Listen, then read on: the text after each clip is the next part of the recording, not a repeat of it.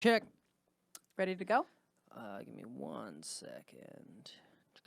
Check, check, check, check, check, check. Yep, whenever you're ready. Check, check. Let's do it. What is up, guys? I am Krystle Chats, and this is the Healthy Gossip. We're at the Comedy Pop-Up Studio in Koreatown. Follow, like, subscribe.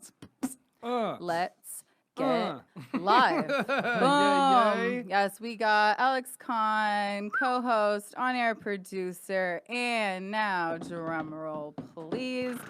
Let's introduce our guest, the Mr.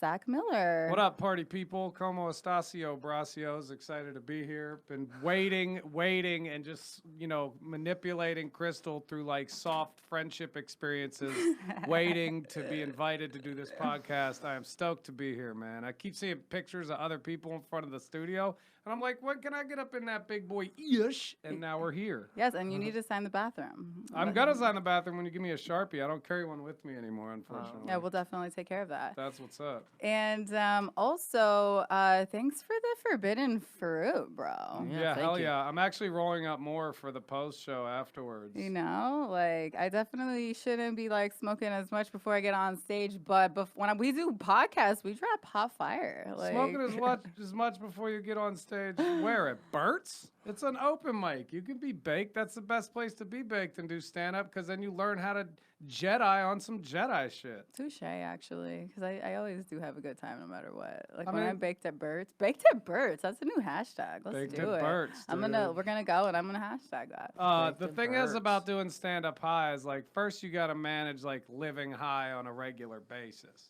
Then what happens on stage, and a lot of people, this is what they can't get past with being baked on stage, is that time changes.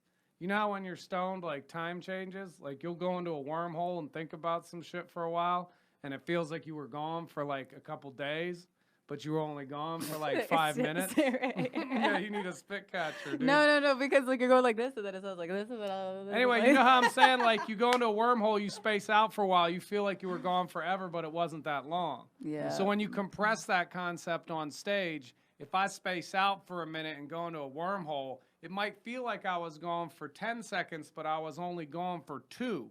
So, like, what I can accomplish in that 10 seconds, the audience didn't even see. You think I'm just spacing out for a minute. I'm going on a wormhole trip thinking about what I'm going to say next. Oh, I see. And when you power that change in time, I think, for me, it's been an advantage on stage because it slows me down. Mm-hmm. And one thing with stand-up is no matter what, you can't go too fast. If you're doing it really tasty, dude, you talk less, they laugh more. You know what I'm saying? I've actually recently been criticized that people say like, I have this persona, I guess, that I put on when I'm on stage where I'm just kind of like, a little bit lower energy, like kind of like dark. I believe a guy used the word laconic to describe me. Laconic? Yeah. How do you spell laconic? Laco. Sounds like this dude's trying to fuck you with his word N-I-C. knowledge. Laconic. What I'm No, saying it means is that like- a word? No, I it's don't like think that's a word. slow paced and like low hair. I'll tell you exactly. Did you look it up, Alex? I'm looking it up now. Okay. Yeah, I got you. It tells us exactly what laconic means. It might be a word, but that's a new word No, to I looked me. it up and I was like, because I didn't know either, and I was like, but man, he's right. What is it? Oh, it's taking its sweet time. Hold on. Look. Laconic. It sounds right. Yep. Laconic. Using few words, expressing much in few words, concise. That just means economy of words. Tell them to fuck off. That's what you want. Right. No. Yeah, that's a good thing. Yeah, He- that's good. Yeah. No, he was getting. No, that was the props. Oh, no. yeah. So because somebody used that to describe me, because I do go slow, and I like Yeah. make sure like like I'm almost like one of those dun dun dun dun dun dun dun prem is that a punchline, and but so guy said like because in real life I'm not like that. So what do you think, that's good advice or bad advice? I don't think it's advice. I think it's an observation. You shouldn't let it sway you anyway. You should keep doing what you're doing. Okay. Yeah, I kind of agree with that. I mean, I think people put too much emphasis on the punchline sometimes. Everybody's trying to become a brilliant writer before they figured out their character. Mm-hmm. Which Well, is that's like, what he's if you don't know saying. who you are, how are you supposed to put forth a punchline when you don't understand the character that's developing the premises? But what I noticed at Bert's though is like, did you see that they pushed the chairs closer? I didn't, but that's Yeah. something that's needed to They happen. Yeah. pushed all the chairs closer, which is great. So it's like then I feel like you're already that much more in my energy. But the other day I did a 10-minute mic at this nice like spacey bar downtown. What's it called? And I knew you were gonna ask me that. I'll look it up. I'm sorry, guys. Is It'll it be in in downtown the Los bio. Angeles? Uh-huh. Nice. And but because I felt like I had to throw my energy like further out to people, I felt like I naturally like, you know, it's a case by case scenario, Yeah. right? Like I told, okay, like you're playing the room basically. Okay, good.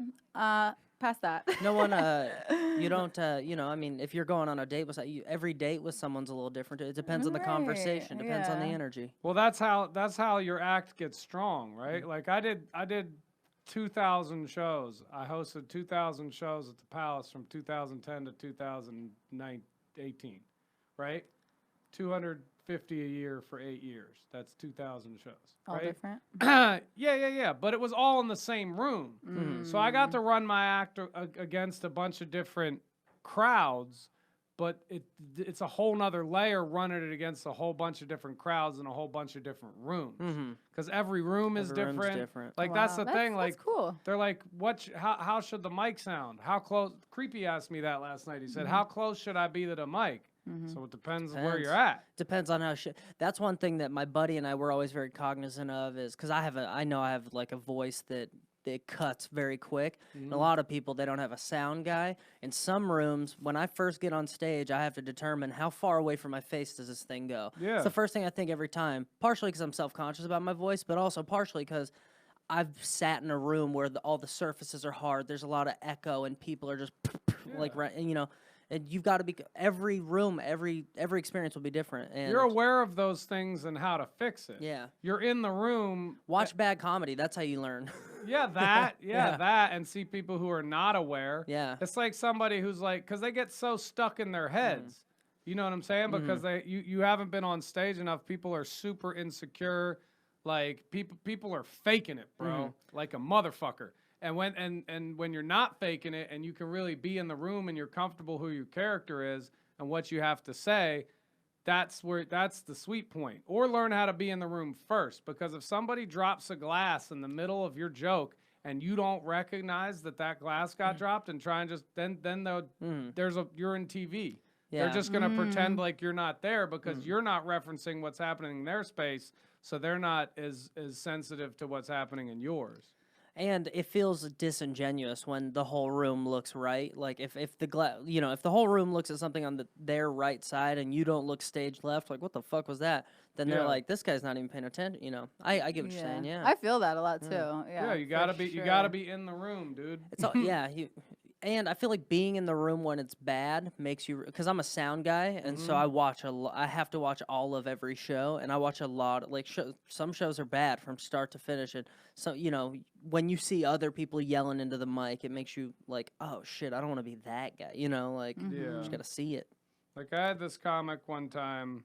I think he still doesn't like me, but we were in a green room a couple years back, and he was whining. He was like a 2-year comic, whining that he didn't get a fair shake at NACA because the mic went out. There is no fair shake. Right. So the mic went out, right? And I was like, oh, that sucks. So like, how much time are you doing? I was like, did they give you like a redo or whatever? He's like, no, I had to do my set. I said, well, how much time are you doing? He goes, 5 minutes. I said, well, how long was the mic out? Yeah. He's like, I don't know, like 10 seconds. I'm like, bro! Yeah. Like, number one, that's a gift from the comedy gods. Every other act has to perform in front of these 1,000 kids and start off with an opening joke. Whether it's good, whether it's bad, it doesn't necessarily stand out at that level. But if you're the guy that had the mic go out, do something awkward a cappella, then hit him with a punchline when that mic kicks back on, like every fucking pro I know would do, you're in such a better position because they saw you solve a problem in real time. You didn't have to burn material to get attention. That, and you become memorable. Remember that comic who the mic went out and he Yeah. still opened with a bitchin' ass joke? Dude, we should get him. Yeah. That's reliable shit. Yeah. And he whined about it, and I was like, well, maybe maybe you're not a pro. Maybe you shouldn't be in the arena where you're asking people to pay you when you can't operate like a pro. Because if that happened to any pro I know, number one, they wouldn't even bring it up. Number two, if they did, they'd be stoked it happened because of what I just said. It's just, people get ahead of themselves. That was one of my favorite moments at Burt's was when the mic went out and this some people were still using the mic even though Holding it was off, and he like a gangster. He was like, no thanks. He's like, I'm gonna do this like late night, and then he just went off and he crushed at Burt's, and I was like, ooh, if I ever start producing a show, he's going on. The first show. It's It was every smooth. situation is different. Every room is different, and be in water with it, and yeah. So speaking of shows and ones that rooms we've never done before, so like the way your flyer set up, is this an outdoor show? We have, hold on really quick, Newport Stand Up 3, and that's going to be on October 18th. Hell yeah. It's at the Newport Dunes, which is like a big complex right on the water. Yeah. The venue we're in is called the Back Bay Bistro. This is my third one. It's not outside. It's an indoor venue. It seats like 150 people. And then they have like a super dope stage and lights. Like it's a pro ass venue. They have music and shit there. Ooh. I've done a bunch of stand up there. I can't wait. But then they have an outdoor patio overlooking the water and like some other very chill spots. So like if you partake in the greenery, you can do so outside. Inside is like food and drinks, but if you want to go have a sesh, there's lots happening. It's a dope event. Nice. And the lineup's nasty. It's me, you, Rachel Wolfson, Billy Bonnell. Fuck yeah. Bronston Jones. All right. And Uncle Creepy. Creepy. And then Uncle we may add another guest. You never know. Uncle Creepy Still got MMA. 10 days. Yeah, Ian fucking McCall. Ian McCall. He's a little His baby nice dick. mustache. Yeah. Yeah. He's working hard, man. He started doing stand up. I popped his cherry at Newport 1 actually. Newport Stand Up 1. That's the first time he did stand up? Yeah, No and way. because we got introduced because we have mutual friends through the Nice Guys and stuff, and I told him straight up, I was like, listen, dude, like you gotta do mics, like you gotta mic, you gotta like work out at this shit. You can't just skip steps because you're already famous. I was like, trust me. It's gonna be That'd be real like, painful. well, that'd be like him taking a fight without ever training. Well, right, and he Yeah. got it, and Yeah. like that dude mics like It's nonstop. easy to explain to martial artist comedy because there's so many there's so many parallels, Because they understand the power of repetition. Yeah. Like, boxing or fighting in general and stand-up have a lot in Understanding common it. strategically. There is sometimes a game plan doesn't fucking matter. Sometimes your game plan's out the window in 5 seconds. You got to improvise. That's And if you want to be in pro fights, you better be in pro yeah. shape. Yeah. Mm-hmm. Because just because you look good to a nobody as a decent amateur doesn't mean shit when you get on the pro circuit. Yeah, and that's the same thing with comedy. Sure is. Yes. Sure is. So, yeah, he's been working his butt off. We always hit what used to be Anchor Bar, Chapter 1. Yeah, I on saw you guys there Mondays. last night. He's gonna meet us at Burt's tonight, and then we're doing nice. Dime Bar. Well, he's doing Dime Bar. I Still may a pop dime? in. Is it a Adam show or a Hunter's. mic? It's a show. It's a show. It's Okay. Adam Hunter's room. He's had it for years. It's a good Over room. on right around the corner. Wait, so from- how long ago was Newport 1? How many months or? That was in like July. Then Newport 2 was in. Oh, so he's new.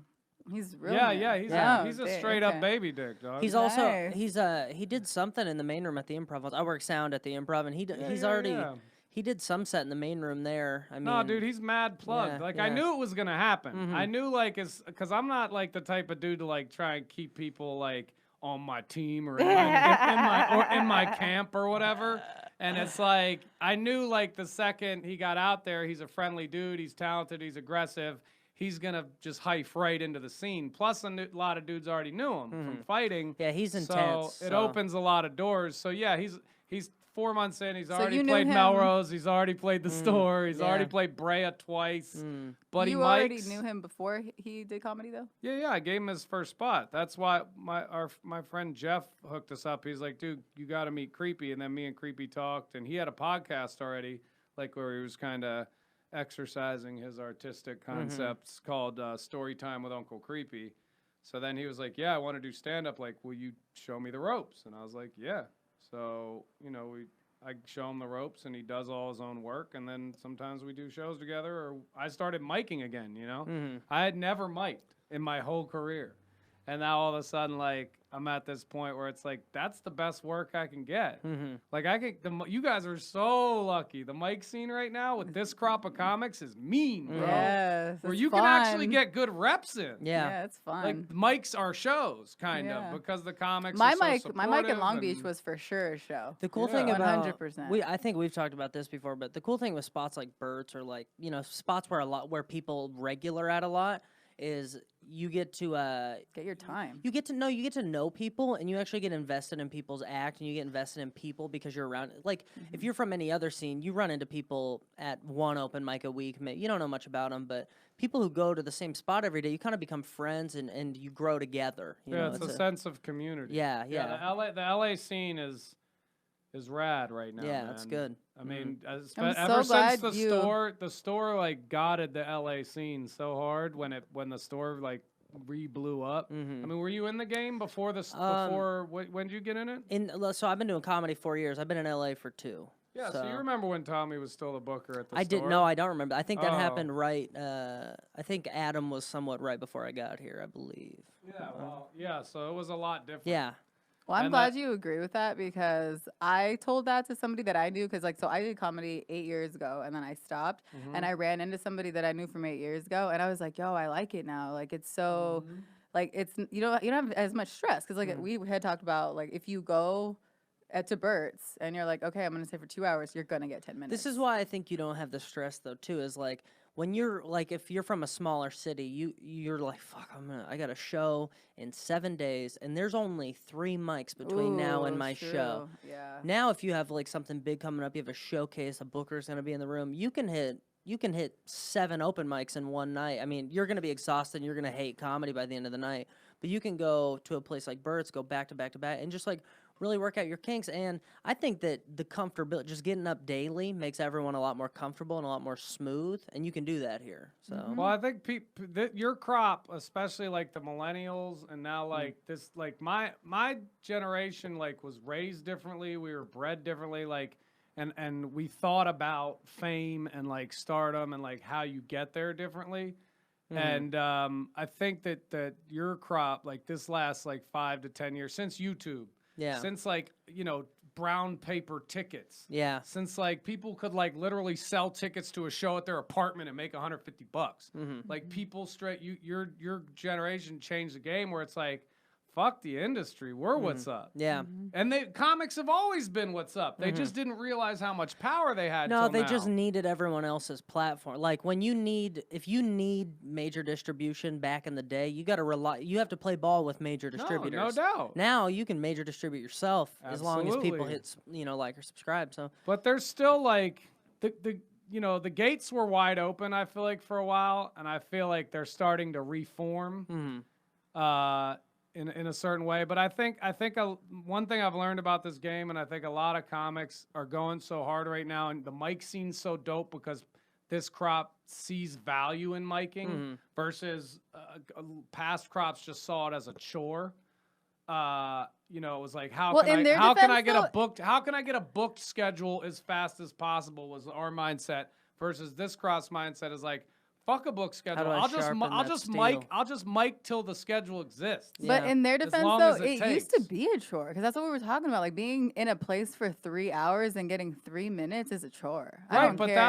that wasn't because of the concept of open micing. It was because how it was being administered and by who. That's because restaurant owners were making the decisions for the mic scene, not comics. yeah. And that's the difference. That's true. So now it's like comics have built their own thing. It's just I've seen this game flip on its head a couple times. And Probably twice in the last week too. I mean, but I mean, like when I got here in 2003, I saw the game before the economy. It changed a lot in 2007, 2008 when the economy crashed, and then it changed a lot again in like 2012, 13 when like streaming content became a thing. And then, of course, Netflix, just was the nuke on the flame that I think really made comedy like an American art form that it wasn't before. Like stand-up's like jazz now. Mm-hmm. It's like a classic American art form, and now we're exporting it all over the world In crazy amount. in crazy amounts. If there's English speaking, they want American comedy. Pretty much, Yep. because English is the international language of stand-up. Like I've worked in Copenhagen, I've worked with tons of fucking Asian and European, South American, Central American comics. And it's like, that's the thing. You can only do so much in your country and your language. Then if you want to take over the world, you do it in English, because there's like, I don't know how many cities with English stand-up that makes money now, but it's hundreds. It's interesting too, because like Europeans are always very they're always a lot more open to the artistic process, understanding that someone's got to be decent before they can be great, you know. Musicians have been that way forever. I mean, even like Ozzy Osbourne's first big tour was overseas, you know, like a lot of back in the day, my dad taught me how to play guitar when I was young, and he had all these like guitar books of like, you know, the music books, tablature, and you don't need to be able to read the words to read tablature. All these books were like in Chinese and shit, because that's where these people blew up first, you know, those are the people who are consuming them first, were buying their guitar books, you know. So I feel like you go to a different part of the world, you get a whole new audience after you've already got some talent, and you have very soft like ticket prices, and you could just go ahead and like trip on this, bro. Like or intercontinental orbital travel is a thing that's being developed, where instead of taking a plane sub-atmosphere, you take a rocket up, allow the Earth to move, shift over, and you're in Tokyo in an hour from LA. Oh, wow. Right? So imagine when you could fly to Tokyo, Europe or Asia in a fucking hour. Yeah. Go work a gig in Tokyo and be home the same night, dog. Wait, isn't that what is that what Elon Musk is working on now? Like some sort of thing? Like they'll put us in a tube to like bolt us to New York City? I didn't do a full investigative report on this. I'm aggregating like information from places. Here's the thing: is no but matter what happens, it's the general come. pattern of what's the word I'm looking for? The retail space market. Is Virgin Galactic, Elon Musk, that's what they're trying to do, is develop intercontinental I was able to see travel. some sick-ass comedians do a virtual reality show, actually. And there were people watching from Asia. Oh, yeah, dude. Yeah. Where was that at? It was actually in a guy's apartment. And, I got to see some, like, sick talent. Like, I don't even know if you watched it online or you were there? No, I was there while they had the contraptions on their head and like performing. Yeah, and then there was actually like, obviously people on the TV, so it was like really fun. Yeah, no, the whole and I will say platform's Jamie gonna Kennedy change. was one of the comics that performed in cool. that living room. Yeah, and he'll do anything. So dope. Yeah, I've never done a VR gig, but I've performed for Twitch, like where we had cameras and you're streaming online, and then you do crowd work for the internet because it streams the comments on like a monitor on stage with you. So you can talk to you work to camera. Like there's a live crowd. It's an interesting way to do stand-up because you have to play to the live crowd. You also have to play to camera to the online crowd. And then you can interact in the room, or you can interact with the online comments in real time. It's pretty bitchin'. I mean, like the way we do our art to travel to Japan in an hour. Or yeah, you might do stand-up. People, I mean, they're developing it where you're going to be able to, you know, that's essentially what Twitch is, though. It's entertaining the world from your place. I mean, no doubt. And Twitch is everything. Twitch is video games, but everything is finding its way to Twitch because video games are the frontier. Kind of like our sneaky social media thing. Yeah. It's all that, but like, then it's which is like, ugh. Just a few comics. But so you have a? Can I ask you? So you have a podcast. What do you think about audio content? Do you think like what do you think of the direction of audio? I mean, I think it's like CBD. It doesn't have the same gas as THC, but it's a bigger market. People consume more audio because you can do it while you're doing other shit. While you're driving, while you're working. So like, if you have and it's an easier way to like hit bulk content on people and make real fans out of people because they rabbit hole with you. So like, I think like everything, we're seeing a shift from quantity to quality. How long have you had your podcast? What is it? Tell us. It's called Bad Libs. We just recorded our 35th episode. Cool. Once a week? Once a week. Nice. So we've Where can they missed find like it? once. We're pretty consistent. Bad Libs Pod on Instagram and Twitter, or badlibspod.com. But what does it stream on? And on all the major Everything. platforms. Apple, iHeartRadio, Spotify, all of it. Yeah. Sick. So it's called Bad Libs. And do you have a co-host, or is it you? And then you just bring... My co-host is my partner from Burn Booth, Brendan Woodruff. He's a former OC comic turned like professional editor guy. He got a good like corporate like editing job, so he does that, and then we just bust Bad Libs on the weekend. But we're working on bringing Burn Booth back together. That's gonna be pretty hyphy. So yeah, check it out. Your Burn Booth shit, bro, crushes. Like, I legit enjoy it. Have you seen, or do you know what it is? Tell them what Burn Booth is. So Burn Booth is a project me and Brendan co-created in 2015. And it was basically like we wanted to do a street roast show. And I was like, what if we set up like a booth and call it like the Burn Booth, where like we set up at different events and people can step up. And I interview them, and then we have burners, like our biggest people just walk up off the street and get roasted. Yeah. It so is like we hilarious. set up at like populous areas like Venice Beach, or different. We've been to a lot of different beaches. We did Santa Cruz, UC Santa Cruz during their 420 event. That was like 3,000 people. We did Comic-Con in San Diego. You filmed this whole thing? Yeah. Awesome. He has episodes on Instagram. We shot 12 episodes from 2015 to 2016. Then we got like we entered in like multiple development deals that didn't turn into anything. That sucks. And then I just threw it in the freezer because I had other shit to work on. But now that I can't believe nobody picked now that that up. weeds happening, I'm just gonna probably re-release it with some weed sponsors and do it properly. Because our thing was we don't want to do it.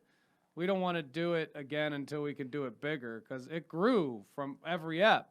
But then it got to the point where like Connor and Keith, like everybody was getting roast battle, all the talent was doing roast battle. It's like just kind of had to let that happen for a while. We tried to get a show for Burn Booth, it didn't happen, but now there's like all those comics would be killer on Burn Booth. Like everybody who's done roast battle and done Burn Booth, it's been great. These people walking up to the street too, Alex, they try to roast him back, and it's so funny. Yeah, watch it. It's on. I just re-released like 5 webisodes on my IGTV at Zach Miller Dawg, or you can go on YouTube or Facebook and just search Burn Booth. And how are they spelling dog? DAWG. Okay, and what we didn't get to say about Zach is that you were the director of Nice Guy Productions. Well, that's my new gig. I was at the Palace for 9 years, and I resigned at the end of 2018. Well, can you tell them what Nice Guy, what Nice Guy or Mr. Nice Guy is? Mr. Nice Guy is it's a cannabis brand, and we have a distribution arm, and we have roughly 25 shops in Oregon and 1 here in California in Santa Ana, and some other stuff. And we own Puffy Delivery. That's part of the thing of M&G. And I work mainly with the distro, integrating content and events into like our territories. So like we distribute our compliant marijuana brands to stores all over California. I go out with the reps and like I go to weed shops and like get to know people and shit and go to parties and stuff. It's pretty fun. You're the fun guy. I'm the fun guy at the weed company. Businesses that pretty much, bro. Pretty much. Yeah, and I met you through Brody, who was also on the pod. Brody is shout out. Brody is a G, and the Nice Guy B. He runs he runs the LA territory for Mr. Nice Guy. He's a rock star. And what's up with the push-ups? What's up with the push-ups? Yeah. How did that get started? So I needed to start making some content, and I was high when thinking of all these ideas. And I was like, I think I was with my friend Jeff, who runs Mr. Nice Guy Distro. He's like, we need to get you in shape. And I was like, well, why don't I do pens and push-ups, where I like rip pens and do push-ups? And he was like, fuck yeah. So I did one with Uncle Creepy, and I was like, and I looked at the footage, and I was like, oh my God, I'm so fucking fat. Because Creepy's like a pro fighter, and he still is like a trainer. Like, he's so shredded. and I looked ridiculous. I was like, all right, I'm doing this all the time. Not only because it's good content for VVS pens, but also because I need to get back in shape. So I got on a diet and started doing all these push-ups, and I don't look as ridiculous on camera anymore, thank God. Nice. And this Yeah. is one of probably that's the a- nicest disposable pen on the market I've That's seen. a VVS half-gram pod, available at most shops here in Southern California. Not at Cookies. At VVS Pens. She said not at Cookies. Anyway, yeah, Don't waste your time. those are pretty dope. No, Those are I pretty think dope. it's beautiful. Cookies is like a yeah. sick shop. You're so lucky to work there. Thank you. It's- I feel lucky. It's so fun. It's that, and it seems like they're kind of supportive of like you having your own personality and shit. Oh and yeah, also we get to working there. wear whatever like Yeah, they as don't long want- as you don't look like shit, you get to like express yourself. Yeah, I was in this weed shop the other day, and everybody looked like hotel employees. Yes. Was it Sweet Flower? I don't want to say Oh. where it was, but Fucking place Oh, is yeah, you too can't. expensive. I'll say it was. It, just It because wasn't in Hollywood. I'll say Oh, that. okay. I mean, I'm not trying to like hate because I get it. You all because obviously whoever is the creative mind behind the owner of that shop, if they want it to look like an Anthropology, then like let them look like an Anthropology. You know? Yeah, dude. Everybody's got their own and, thing. And we're essentially like a hip hop, driven environment, and it's yeah, great. it's and- Burner's Jam. Exactly. You're working for the Elon Musk of weed. Yes. Which, if you were working for Tesla in 2012, you're in a great place right now. I bet. Yeah. You know what Yeah, I'm saying? probably. So Get on the front end of a cool company, and you're doing that, man. So congrats. Thank and you're you. doing some dope comedy. I fucks with the Krystle Chats mission, Holmes. Thank you. And right I back almost, at I you. almost rolled up all this weed. These are the look how ugly my joints are. I actually think they're I- kind of like cute because, like, Burner's been posting those like El Chivo, like the fat ones. I was hoping you were actually gonna leave it twisted and then just like pack it all I the did way. pack it, but so it's tight. It's got to be Yeah. tight so it'll burn even. All right. But I call these little baby testicle joints. I like it. I like it. You like And- baby testicles? You nasty. Well, the joints. Oh, Oh, okay. okay. Speaking of babies, one thing that I want to give you props for, and like you actually said something that shook me to my spine the Oh, first time that shit. we hung out. Okay. Is so you are married and have children. I am and married then with children. you followed it with yeah, I'm not lonely and depressed like all my other friends who don't have families in their whatever Oh. age group I have, and I was just like, oh no.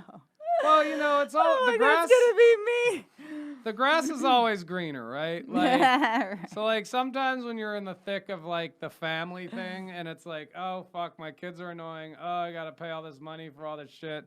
Oh, my wife's getting on my fucking nerves. Like, and then I talked to my homie. He's like, yeah, dude, I met this chick at a bar last night, smashed, slept in, like, did whatever I wanted all day, and blah blah. Like I miss that.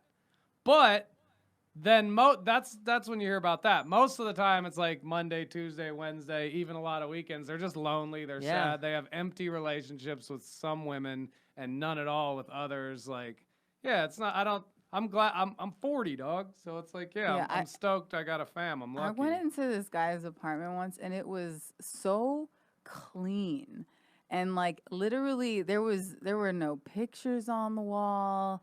There was What do like, you mean? it Was just he single? it's completely very single, Yeah. and but like even me, I mean, you've seen my apartment. Yeah. It's very like you can tell someone lives there. He had been living there for 2 years, and it was like it was a model home. And I don't know, I just felt like it was so cold and just. I'm not trying to bash people who are actually just super OCD and clean, but it was just like empty, and I felt like I didn't even want to be. I'm not saying that turned me off, but it kind of turned me off because I was like, I don't want to move into this apartment. Like even did you think about a future with somebody? Because I was like, I'll destroy this place. What do you mean you'll destroy it? I mean, because I want books. I want a bookshelf and I want pictures on the wall. No, you want to and I build want, you want to build a nest because you're a woman, and that's fine. Nest, Okay. I like living in a nest, not a garage. God, and it was just so cold. I'm like, yeah, it's the not guy home. I'm It's not dating homely. now, Yeah. like, has like Star Wars posters. You know, it's like, okay, I'm not. It's saying that you have to be that immature either, but I need something that's like you're right, like not like cold and lonely. And that's just what. Whenever you said that, it reminded me of that one in particular instance where I was like, wow, some people are just gonna But be. some of the most successful guys I know have Star Wars posters on the walls. That's not even a diss anymore. Good. No, I don't think it's a diss. Like, Yeah, but it's not like a I you mean, didn't grow up thing I'm- anymore. I'm dating him, so How's that working out for you? so far so good. You know, it's cool. Like, Is he a comic? yeah. Ugh. Why? Because it's just I just always say Okay, I wanted to ask you that. it's a terrible idea. Although now, like, again, comedy's changed. No, it's changing, bro. Trust. Yeah. You need to listen. You don't even need to listen to my podcast. I'll tell you from experience. Look, that- comedy's changing. Fucking comics ain't changed at all. Don't listen to anything she's saying. bad idea, It's right? a bad idea. Because you run into the chance of somebody getting their feeling hurt. No. I thought you were gonna have my back. No. Look, if it all works out and you guys fall in love and you're both very mature, understanding, like emotionally like sound people, it could be great. Chances are neither of you are because you're comics. but- it's going to end up burning and crashing, and then you won't be able to go anywhere that dude is, and that's not good for either of you. Look, I'm gonna be honest. There are definitely exceptions to this rule I'm about For to sure. state. Definitely exceptions. But all the healthy comedy couples I know, they're not very funny. That's fucking stupid. You're like, oh dog. man, you guys are so perfect together because you both bomb. No, I'm kidding. Well, if there's less competitive nature and, Yeah. and if I think a couple, if the both people in the relationship are happy where their career's at, I think it's more Yeah. likely that there will be peace. Yeah. Problem evolves when one gets more successful When than one the starts other, and your circles change when you hit different levels of this game Yeah. because you work different showrooms. And like, if your person's always like tagging around, or like you try and mask that by leveling up somebody because you're exchanging bodily fluids, then like Yeah. that's a bad look. Yeah. So It's good to do be whatever you cognizant want. of that. Do whatever you So want, he dog. can be an actor. So here's my. He's an actor. He's not a comic. No, All right, let's he's- call So him he's an got actor. an Yeah. even smaller shot. Okay. No, wait, what? No. I feel like it's harder to get into acting than comedy. Well, maybe not in this town. Maybe not right now. But Depends what level, I guess. no, Well, I I think it's the same as comedy. Everything's relative, bro. If you make $1,000 a month doing stand up, but your bills are only $800 and that's all you do, then you're a pro. yeah. If you make $3,000 Fucking a word. month doing stand up and you're nut $7,000, so you got to have a day job too, you're an amateur. Ain't that something? Yeah. It's just the way it goes. That's why I Yeah. tell young comics, keep your nut low, man. That's, Circumstances are everything. So I live in my car, and people always Sweet. like, That's low nut. why would you want? And people don't understand that. It's very hard to explain to people that like I've always said this. People always say they want fuck you money. If you have fuck you finances, you could still say fuck you. If you're not dependent on other people, you can still say fuck you whenever you want. Damn so, right. So my thing is, will I ever have fuck you money? Who knows? But I can have fuck you finances tomorrow. I just got to keep that nut low, just like you said. But if you have a fuck you attitude, you have a Gangster way better shit. chance of scoring fuck you money. Yeah, that's true. Because desperate people make desperate decisions. Desperate people settle for 40 a year because it'll pay the bills. Yeah, they're tired of chasing the nut. It gets exhausting. And I Yeah. get that. Yeah. But like, you got to fight through that, or don't put yourself in those Mm-hmm. circumstances. I had to fight through it because I already had, kids, Mm-hmm. and then still had a fucking long ass journey to go in my career because I had to like restart halfway Mm-hmm. through. Wait, how long have you been married? I mean, technically I'm not married, but like, she's my wife. Okay. Well, how So, long? like, we've Wi- been wifey? We've been shacked up for like, we've been together about 13 years. So, and how long have you been doing comedy? I've been in the game since 03. But I did stand up like 03, 04. Then 05 I quit, started like a management production company just to produce and manage other comics. Okay. And I didn't know if you had started before. Or Yeah. after, Then I so. did that till 2010 when I got back on stage to start hosting the Palace and the Gas Lamp, and then just went on a nasty run from there. Okay. And how does she feel about you being like a comic? She loves it. Okay, good. She knew what I was when she met me. I Right, mean, I was a right. bartender too when she met me, but she knew what the game plan was, and it was going to be a journey. But she's a flight attendant. So she's on the road a little too, and and she handles her own business. You know what I'm saying? She ain't. My decisions don't affect her too much. Okay, I like that. Because I've had a bad experience dating people, and they don't like what I do, and they don't like my podcast, and they don't like that I'm around a bunch of dudes. Because insecure dudes want their woman to worship them. Right. That's the only way they gain any validity. And it's like, if you're getting all the attention, that don't work for the situation. Everybody's looking at you when you're supposed to be gooing and gawing over them. They're just little boys. And that's fucking gangster mentality right there, guys. I hope you're picking this shit up. If you got to handcuff a bitch, she gonna snap them handcuffs and fuck everything in town the second she gets a chance. Gump. Thank you. Yes, that is so. It's the same. I mean, I feel like it's. You ever handcuffed a woman? That is so. Good that for is you, so bro. profound. I love that. I've been. Pimp game, cuz. I've always been. I've always been very good at just that. Like if you have to handcuff someone, they're not yours anyway. You know what I mean? Like, if you have to approach it from that angle, you might as well just let go now. I used to be jealous and thirsty. It was a well, bad, that's it was what we a were bad talking look. about. I got Okay, past it. let's talk about that for a second, because we talked about it like a couple episodes ago about how the guy was like, "Oh, we don't have to have a title. I just don't want you sleeping around or whatever." And I'm just like, "Bro, you want to own my body? Yeah. That's just it. You like that's the same thing." I was like, "And What that's about, basically." well, what about you? So then are we in a monogamous relationship? He's like, I don't want you to sleep around, but I want to sleep around. No, he doesn't want to. Well, then you're in a monogamous relationship. That's a title, fool. Sorry. Well, that's what I try to tell him. You don't I'm have like, to call it boyfriend and girlfriend, but you're in a monogamous relationship. that's what I was trying to tell him, and I get it, but at the same time, it's like and that's what Alex basically punked me on the podcast, and he's like, "You just want to fuck other people," and it's like, if that's what I have to call it, but there's not. But what I was trying to tell him is, there's nobody I want to fuck right now. But right now, I just want my freedom. Where if I want to go out and have a good time, that's very important. And I feel like that's something that people always ask at the beginning, well, do you want to fuck anyone else? And you're like, not now, because you're still getting me off. But that doesn't mean 6 months from now. You know what I mean? Like, I feel like that's a thing too. Well, I'm not closing my eyes because you're around. It's like just a heads up. Like, this isn't marriage. And we're but not I just think it's funny to be so entitled if you don't want a title. Like, if you don't I don't know, have your cake and eat it too, you know. But no, and I don't think there's anything wrong with still wanting to keep your options open and just use protection. Yeah. Just quit fucking comics. How about that? Or that. Well, I'm just saying people who want to keep their options open. Yeah. It's like, keep your options open. Don't be giving people herpes. Fool. Yeah. Well, it's not even like keeping my options open, because I spend so much time with them, and it's there's a different way to put it into words, like where I don't necessarily, I don't want to fuck other people, but I also don't want to be emotionally responsible for that man. Yeah, because when you make it clear like that, that means don't text me every night and make you, sex talk you to sleep. Don't make me I don't have to be responsible for your happiness. I don't want to do your emotional laundry. Yeah, pretty much. Because a lot of people, that's what relationships become, is like, I need you to make me feel happy. Tell me you love me, just because I need to hear it. Well, eventually, though, I do want that with him, but I even told him, even because of this podcast, I was just in a relationship, bro. Just chill, you know? So I don't necessarily, and he even said that, people think it's because of this persona or whatever. And no, well, what are you talking about? It has nothing to do with that. And fuck him, because he's speaking. Is he a comic?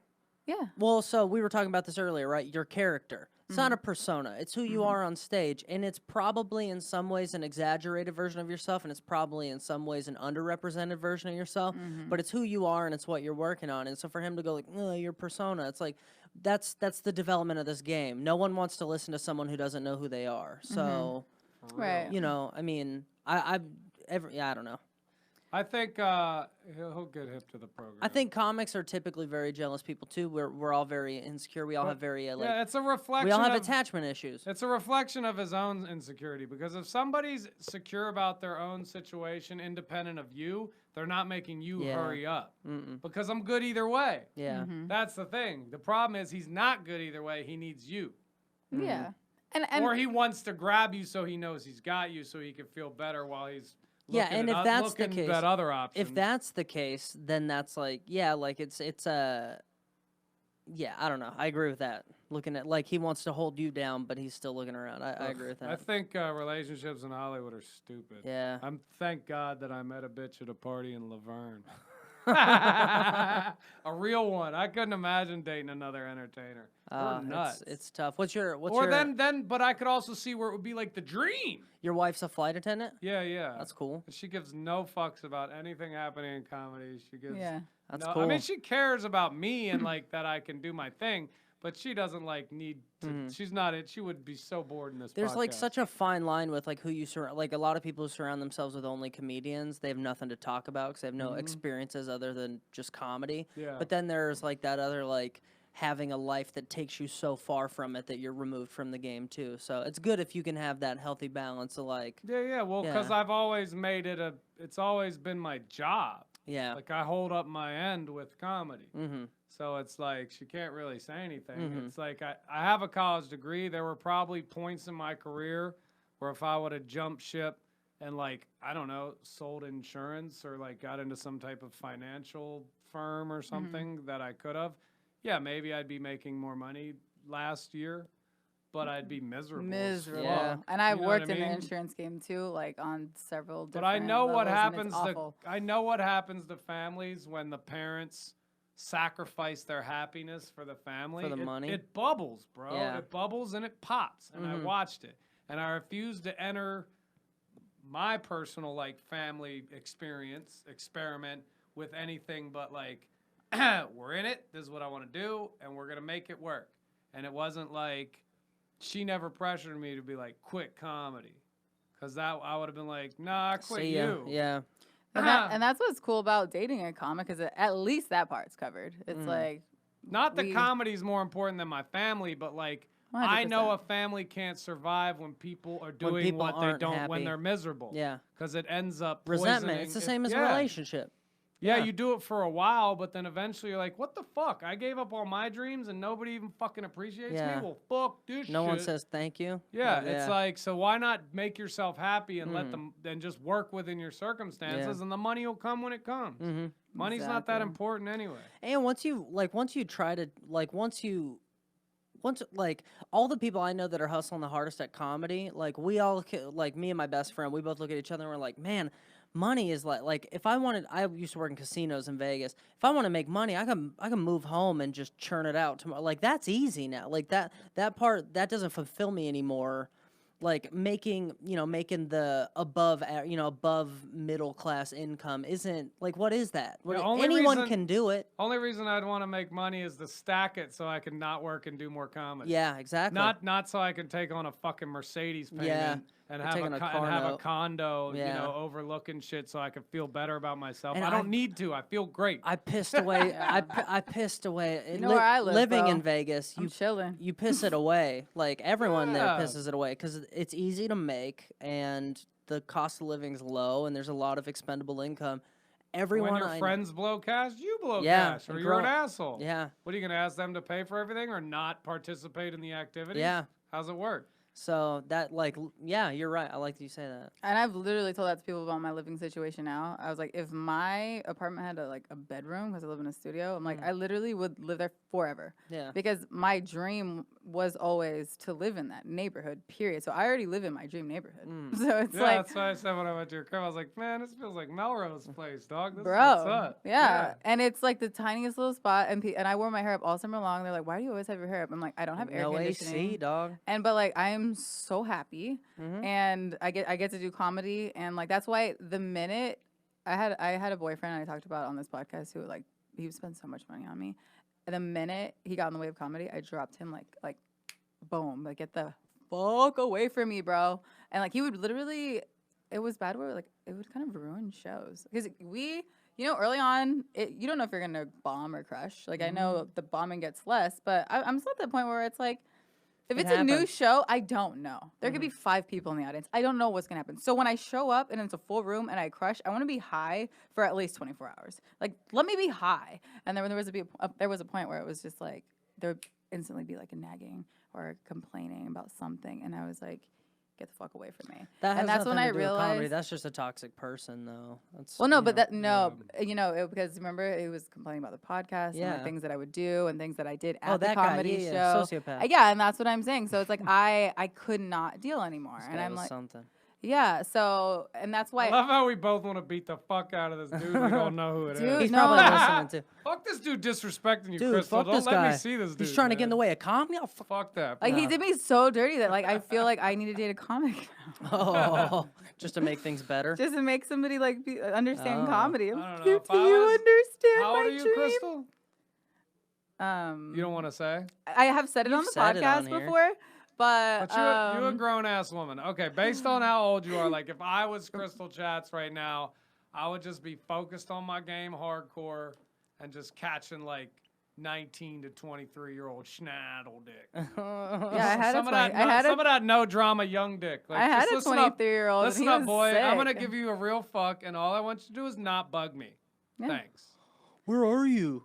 Why Why aren't we hanging out anymore? I was that dude. I dated a 32-year-old when I was 23, but I fell in love with her, dog. Mhm. And I made her break up with her man and, No and, way. and move me to California. You fell in love What up, with her? Lisa? What up, Lisa? I Me and love Lisa it. are still homies, dude. No, the only reason but why I we- did the we age know thing, each Alex, other. is because Hannah, remember my best Oh, friend? yeah. She was like, okay, the only thing I don't want to talk about is my age. And she Oh. didn't listed a couple other things because her agent told her that if they would have known how old she was, that they wouldn't have signed her.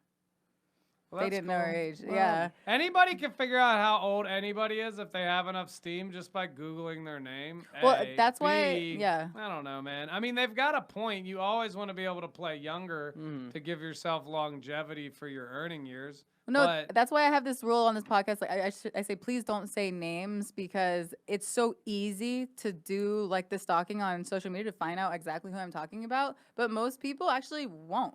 So that's why I'm like, listen, if you want to know who it is, go to my Instagram, stalk. You know, I tag people, whatever. You can figure out who people are. I just say if you want to figure out who they are, like do the work. Or if you want to find out how old I am, that's gonna be my new rule. Just do the work. You'll find it. It's you'll online. never figure out It's who I'm online. talking Look, she's about, bro. 37, all right? There's the work. She's like 800. She's like that I'm a dragon witch. lady from the Golden Child, smoking cigarettes. I know, behind the seriously though, screen. I literally I sell weed to people who are born in year 2000. Mhm. It's like God. Trip on that, huh? Bro, it's like, wait, you're born in year 2000? 2000, 2001, fool. Yeah, 2001. You could be It's long. born after. You weren't even born when 9/11 happened, and you could buy weed. Technically right now. now, yeah. Holy 18. shit. 9/11 week. was 18 years Or old for a month. last month. Yeah. Dude, Shit. time's gonna keep flying. Watch, y'all. Yeah. I could see you already with that same mustache, about 20 years older, bro. Wait, I want to know gonna what be happened rough. to this 32-year-old. We Lisa. split up. We moved out. We moved from Pittsburgh to LA together, and then she was. What was she doing? She was a doctor. And MD? then, yeah, oh yeah. She was in a residency when we met in Pittsburgh, and then I made her break up with the dude she was with, some cardiologist, because I was like, yo, you got to be my lady. And that's what went down. I was a bartender / aspiring comedian. And then we moved out to Cali together, and she was like, just heads up, like, if I can get a real job and it's not in the city, that's what's going to happen. I was like, All right. okay. Cool. And then 2 months later, she jammed because she got some sick job up north, and I was left in Long Beach with an apartment I couldn't afford. And I walked into the leasing office. Was like, hey, just heads up, I can't afford this place, so I'm leaving. Here are the keys. And fucking went in my car and cried. And called my dad, and I was like, I don't know what to do. He's like, you're a grown ass you gonna man. figure it out It's like, tonight, you're a though. grown ass man with an education and a whip. Go get a job and Think figure it about out. it. Yeah, rent a room. And Is I that did. what you did? You Yeah, I rented a got a room? room in West Hollywood, dude, for $450 a month. Sick. That's a cool story. I like that. That was like my welcome to LA, fuck you. Wait, moment. where is home? Pittsburgh, Pennsylvania. Okay. Yeah. So I drove. I Still? did the drive out here to fucking chase the dream. Not going back without it, fool. Yeah. Yeah. Wait, so your parents are still there? My dad's still in Pittsburgh. My mother lives in Connecticut. Okay. She's a head of a private school in Connecticut. Very Nice. very very strong and capable, leader-oriented woman. How old are Which your is kids? why I'm not intimidated by strong and capable women. Huh? How old are your kids? My kids are 7 and 9. Did you private school, public school? Public school, Okay, cool. but in Beverly Hills, so it's pretty decent public school. Wait, Why? Why so far? Listen, fool. How do Listen, If you fool. can lie about your age, I can lie about where I live. That's dope. I live in Chino, dog. Yeah. But yeah, don't be. Let's not talk about. Here's my rule about my kids. Oh, that's a Here's- good point. He doesn't here's- want people to know where his Here's kids my go to school. rule about kids and Oh, where they yeah. go to school. Like, don't ask me where my kids go to school unless I'm transporting your cocaine on consignment. So yeah, If right. I am transporting your cocaine on consignment, we got to do what we got to do. Yeah. But I don't do that. I So think, don't ask where my kids go to school. So this is what I've realized just from talking to you. You seem pretty enlightened. I know you do a podcast where you discuss foreign policy. Education probably happens a lot in the home at your house too. So it doesn't matter where they go to school because you're probably going to be teaching your kids the real shit anyway. Well, so. yeah, I try and teach my kids to think critically, and if you get addicted to that, you'll learn a lot on your own. Yeah. But they go to public school. It's all right. I went to public school. At some Think point, critically and go to public school. Now be an outcast. That's. I mean, well, public school's a question good teachers. experiment in like environment. You know what Did I you go to mean? public Like, school? Yeah, yeah. Well, till 11th grade. Then I flunked out of Taylor Alderdice, alma mater of Wiz Khalifa and Mac Miller. I smoked too much weed and drank too much in 10th grade when my parents split up. Flunked out of Taylor Alderdice, and then thank God had a grandfather who stepped in and sent me to private school for 2 years, 11th and 12th grade. So I got No into shit. a decent college and Wow. escaped with a degree and a bunch of debt. I'm still fucking Still with. underneath. Still Yeah. looking at. And I was only asking because your mom. I didn't know if there was like Oh, a whole yeah, life yeah, thing, yeah. or if like you went to the school she worked at. No, or, like, no, if I this didn't. was- I actually did go to the school she worked at, but not at the same time once in Okay. Pittsburgh. But in general, she taught at private school. I went to public school because private school teachers don't make dick. They certainly don't make enough to send their kids to the school. Wow. You'd think they'd at least be like, all right, like. Oh, there You was a think break. There was you a would- break, but like, Yeah. but like, Not even a break, but like, come on, if you're driving here every day anyway, bring your kid, Yeah, and they're right? not stupid, bring your kids. What the I hear hell? you. I hear That's you. it was terrible. like 10 I didn't grand know instead that. of 20. Okay, well, But when still. you make 38, Yeah, you ain't that's- spending 10 on your No. one kid's education. No. I Shit. had no clue. That's so shitty. So I went to public school, but going to public school is a great experience, man. I love public I met school. all types of different people. I didn't learn much like school wise, No but I one learned does about anymore. I learned about shit and people and folks that didn't grow up like me, and all that, which I think was something that has been very valuable my entire life. I figured out all the, critical thinking and having to process and communicate information in 11th through college. Mm-hmm. But like all that time before that was just game. Yeah. Did you smoke Just weed the people whole time? game. I smoked weed for the first time in 91. I was probably in 7th grade. And then I smoked through high school, but I always used to bug out. And we used to call it bugging out. When you get all fucking paranoid and the color drains out of your face and you're sweating and all that shit. And everybody used to bug out, but me the most. I would bug out all the time when I was like 16. And then I stopped smoking weed I just drank for I know. Yeah, I did all that through too. college. I'd smoke weed like occasionally at a party when I was already drunk and knew I wouldn't feel the freak out. Yeah. And then after college, I moved to New York, and that was summer 2001. Then in September, I watched the 9/11 happen live, which was pretty awesome. And then the next 2 weeks, I started getting that same feeling, but sober and like all day.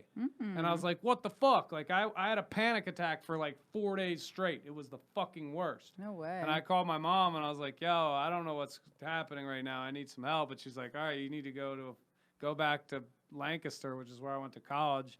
And I got a bartending job back there and started going to therapy and found out that like I had a panic disorder, that I had to like deal with non-narcotically, thank God, just through education and like understanding what it was. Back then, huh? Because Yeah. now it's. Well, she was like, I could put you on this, or Don't. like you can read this book. And I was like, I think I'm gonna read this book. And So few people make that choice anymore. Yeah, and yeah. It's pivotal. And I also found out that I had like some serious deep-seated mommy issues I never dealt with. Like my mom and dad split up, and my mom left my dad, and I never like told her I was upset about it. I just kind of rolled with it and got fucked up for 6 years. I did that too. And then I found out that part of the reason I was having panic attacks is because I never told her I was angry. And once I like confronted her, I like cried like I hadn't cried since I was like 4. And then like never had another panic attack, dude. It was like I had this fucking Oh, I thought it weight was lifted off. related. Thorn. I was for some reason equating it to because of 9/11. It was because of family shit. Well, it was a lot of things. Yeah. But 9/11, the trauma of that experience triggered all kinds of triggered action that I think So helped solve the problem. Yeah. Chelsea Handler's pain was always her brother dying because like her brother was her hero like her whole life, and then one day he left on like a hiking trip and then he died, and it wasn't until Donald Trump was elected that she finally had her panic attack. That it wasn't Trump getting elected that did it. It was her brother's pain. So through like weed and therapy, she was able to finally figure out what she had been angry with her whole life. So it's always, sometimes it's like that second event that triggers what you've been holding on to. So. Yeah, and I still didn't really smoke weed for another like 12 years. I mean, I didn't really start smoking weed till I was like 35. Like I'm 40 now, and I've been high for 5 years straight. So like. Sick. Pretty much. Yeah. I mean, but that's the thing. It's like I'm a legit medical marijuana patient. I use it for stress and anxiety, dude. It helps me slow down. If I don't smoke weed, I spaz the fuck out. And we're about to light these up right now. I can't. This went by so fast. Was this an hour? This is an That's hour. an hour. Yeah, hour ain't nothing to a G, bro. Yeah. Well, so thank you so much for We being just here. scratched the Zach. surface. I We know, can talk, yeah, we I can had- talk I know, I was- anytime you want, man. I was about to rip you down the mushroom rabbit hole and see how you really feel, we but we can talk about psilocybin. We have to have No, you back soon. you come though. back. Yeah. Yeah, we'll do Like- it again. We'll do it again. That's what's up. Thanks for having me. Absolutely. Yoka And smokers. thank you guys. Follow, like, subscribe, do all that fun stuff, and we will see you next week. Come to our show. come to the show, yeah, Come go to to the our show. show Friday, please, in Newport Beach at. Next Friday, it's at the No, Back no. Bay Bistro. This is releasing the Monday before our show. Oh yeah, this Friday. This Friday. Yay, yay. You'll figure it out. Hit us online. Perfect. All right. 10:18. Bye.